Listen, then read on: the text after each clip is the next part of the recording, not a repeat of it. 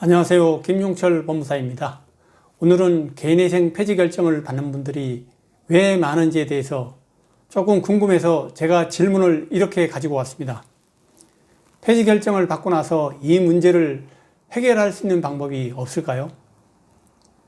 가장 많이 선택하시는 방법이 가장 안 좋은 방법이에요, 사실은. 다시 개인회생 준비하셔서 처음부터 다시 새롭게 진행하는 거죠.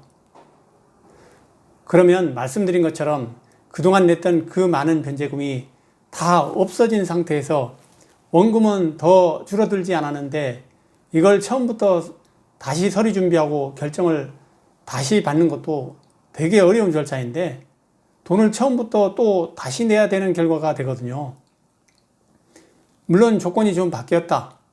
내가 예를 들어서 소득이 줄었거나 아니면 부양가족이 늘었거나 이래서 종전에 진행했던 개인회생보다 변제금을 조금 줄일 수 있는 분이라고 하면 다시 신청하는 게 아주 나쁜 방법이 아닐 수도 있긴 합니다. 그 다음에 또 경우가 많지는 않으신 것 같은데요. 좋은 방법이 있어요. 개인회생을 내가 폐지당한 이유가 변제금을 내는 게 정말 힘든 사정이 생겨서 그랬다. 그러면 개인회생이 아니라 개인 파산으로 다시 신청하시는 거예요. 그래서 개인 파산으로 신청하셔서 면책을 그냥 채무 절차 한꺼번에 다 면책을 받아버리면 가장 좋은 방법이 되겠죠. 그럼 파산 신청을 해서 다시 면책을 받는 게 가장 좋은 방법인 것 같은데 어떤 분들이 이렇게 할 수 있는 거예요? 일단은 파산 조건이 되셔야 되잖아요. 이제 우리가 개인회생과 개인 파산을 상담하시면 어떤 제도를 선택할지 기준이 가장 크게 되는 게 소득이에요. 그래서 우리가 종전에 개인회생을 신청할 수밖에 없었다고 하면 소득이 어느 정도 있었다는 얘기예요. 법원에서 인정하고 있는 개인회생 생계비보다 소득이 높았다는 거거든요. 그런데 이분이 폐지된 이유가 내가 소득이 줄어서 변제금을 납부할 수 없는 사정이 되셨던 분들 많이 계시잖아요. 근데 말씀드린 것처럼 다시 개인회생을 신청하는 것보다는 개인 파산 가능한 조건이 된다고 하면 개인 파산으로 신청하셔서 한꺼번에 채무 전체를 탕감받는 게 훨씬 더 좋기 때문에 이런 경우에 개인회생 하다가 개인 파산으로 들어갈 수 있는 경우가 되죠. 소득이 만일 감소한 경우 이럴 때가 첫 번째 해당이 되죠. 이런 경우에 다시 파산 신청하는 것 말고 혹시 다른 좋은 방법이 없을까요? 이게 시기를 놓치지 않으신다고 하면 사실은 개인회생 폐지당하고 파산 신청하는 게 좋은 방법이 될 수 있지만 그 전에 또 쓸 수 있는 방법 더 좋은 게 있긴 합니다. 개인회생 제도 중에 특별면책이라는 게 있어요. 이게 뭐냐면 내가 변제금을 납부하기가 정말 어려운 사정이 명백하게 생겼어요. 그럴 때 법원에 특별면책 신청이라는 걸 해서 남은 변제금을 내지 않고도 지금까지 낸 돈만으로 해결하고 더 이상 변제금을 납부하지 않고 그냥 개인 파산해서 한꺼번에 빚을 정리받는 것처럼 개인회생을 바로 졸업하고 끝낼 수 있는 제도가 있거든요. 개인회생이 진행 중인 동안에만 신청이 가능해요. 이걸 꼭 기억하셔야 돼요. 개인회생이 이미 폐지가 돼버린 분은 신청이 안 됩니다.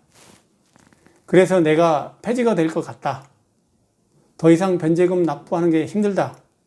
이런 상황에 처하신 분이라고 하면 내가 이 세 가지 조건, 특별면책 신청 조건이 되는지 알아보시고 폐지 전에 특별면책 신청하셔서 나머지 채무를 변제금을 내지 않고도 면책을 받을 수 있다고 하면 그게 가장 좋은 방법이 됩니다.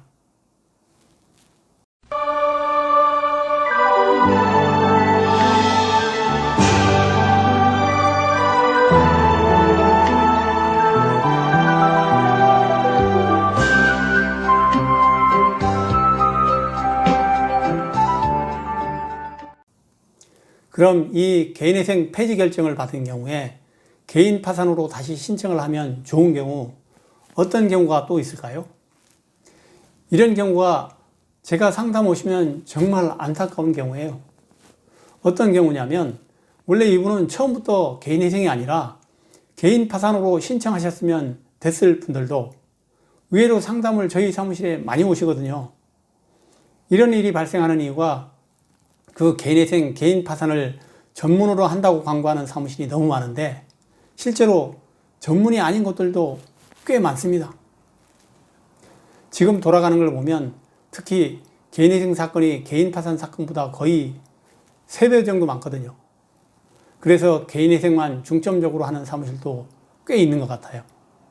개인 파산은 실무에서 잘 해보질 않았고 잘 모르는 상태에서 개인회생만 상담을 주로 하는 사무실이 있는 거죠. 그러다 보니까 상담을 해도 이분이 개인 파산이 더 유리한지를 판단을 못하는 경우들도 있는 것 같아요. 개인 파산이 가능한데도 불구하고 내가 경험해 본 것, 내가 아는 것이 개인 희생이니까 개인 희생에 그냥 맞춰서 개인 희생으로 신청하는 것만 상담을 하는 거죠. 근데 이걸 알아보시는 분들은 전문가가 아니시니까 당연히 모르시잖아요. 상담까지 가서 변호사 사무실, 법무사 사무실 가서 상담까지 받으시고 그쪽에서 전문가라는 사람이 이렇게 해야 된다, 그렇게 하면 믿고 따라갈 수밖에 없잖아요.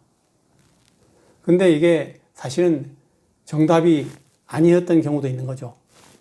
그래서 저희 사무실에 재차 개인회생 폐지 결정을 받았고 그래서 다시 개인회생 신청해야 된다고 오신 분들 중에 제가 상담을 해봤는데 애초에 그분이 파산으로 신청했어도 충분히 면책이 가능했던 경우들이 종종 생깁니다. 이런 경우에 정말 안타깝죠. 그래서 이런 분들은 다시 개인 파산으로 신청하면 당연히 면책 결정 쉽게 나와요. 제가 지금까지 상담했던 분들 중에 개인회생으로 하다가 폐지 결정 받고 오셨는데 처음부터 개인 파산이 가능했어요 라고 하고 신청했는데 안 되신 분들 없었어요. 다 면책을 잘 받으셨기 때문에 내가 혹시라도 이런 경우에 해당되는지 안 되는지는 꼭 상담을 자세히 받아보시면 좋을 것 같아요. 오늘은 개인회생 진행하시다가 어쩔 수 없이 폐지 결정 받는 분들이 상당히 계시거든요. 이럴 때 우리가 개인 파산으로 신청할 수 있는 경우는 없을까? 이 부분에 대해서 설명을 들어봤습니다.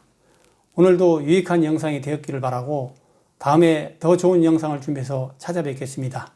김용철 법무사였습니다. 감사합니다.